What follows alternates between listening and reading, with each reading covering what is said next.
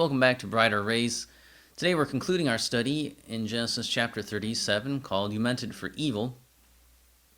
And we've been looking at the last half of this chapter this week, and hopefully you've seen some things. Maybe you haven't seen from this perspective before, or learning some new things, taking a look at Reuben and what he was doing. He wasn't really a hero, he was kind of self-centered, but so let's think about some lessons that we can learn from this passage. Now, when Jacob sent his beloved son Joseph to his brothers, he was assuming that Joseph would return in a day or two with a report, right? He was expecting to send Joseph and he would come right back and everything would keep going on. He did not know that it would be years before he would see his face again.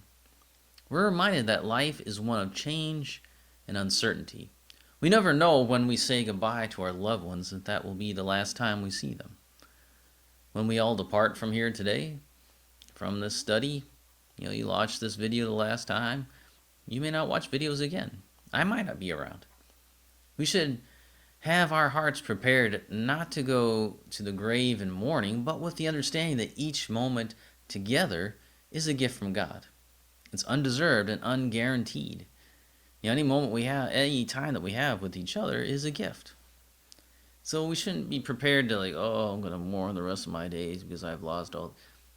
That's not what we've been called to do. We've been called to follow God with joy. And so Jacob is not the example of what to do here. We're also reminded of how uncertain our own plans and days can be. We all get into ruts, right?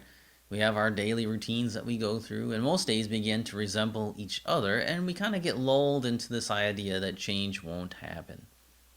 When Joseph left that morning to go to find his brothers, little did he know he would never return to the tents of his father. He would never come back. He had no idea what awaited him, the trials and the triumphs, the prison and the palace.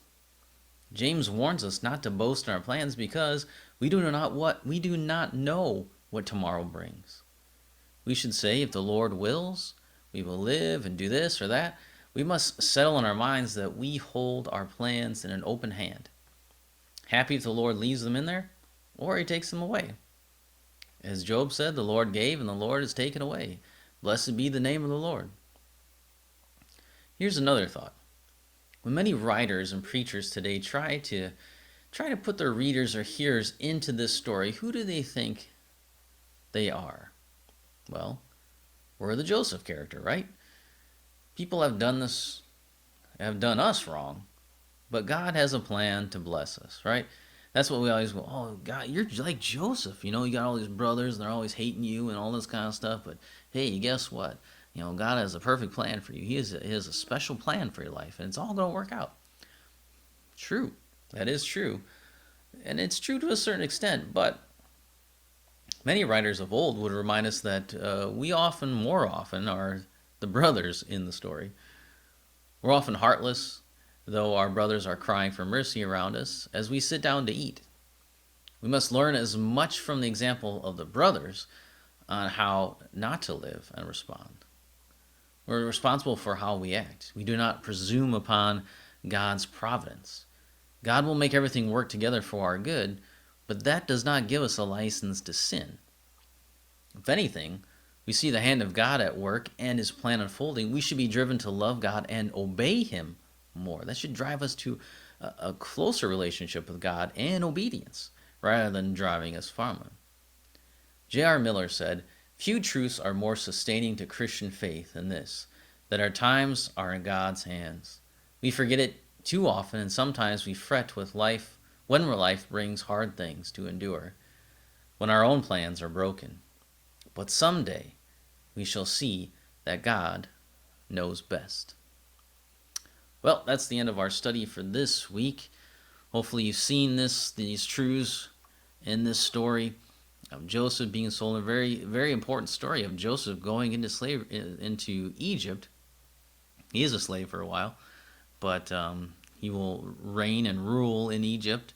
And just like the dreams have said, his brothers would come, and his mom and his stepmom and his dad would come and bow down before him. And So we see that very interesting that these dreams will come true, that he would be over them.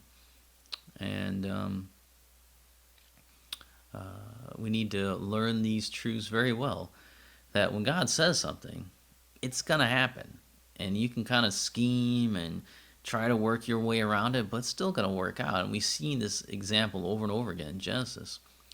When God promised that the seed of the woman would come and crush the head of the serpent, that wasn't just a promise that had no impact on anything in the world. It had impact on everything in the world.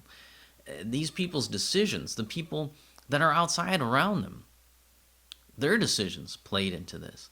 So you see that the plan of God incorporates everything here. You know, we talked about last time about the man who was just wandering out in the field. He was in the plan. You know, he saw Joseph wandering in the field, and he was out there too. Why was that guy there? Why did he have the information that Joseph needed? God's plan.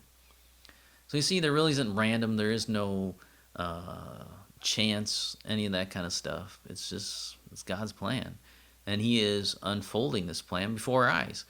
And thankfully for a number of us, He opens our eyes to see it. Like, wow, God, that's you. That's you. And we need to be more cognizant of that all the time. We need to grow in our ability to see that. And how do we do that? By submitting ourselves to Him.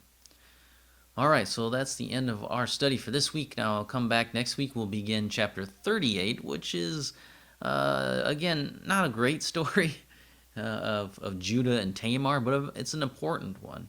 We need to know this. The Israelites need to know about it, and we need to know about it too. So come back next time, and we'll look at Genesis chapter 38.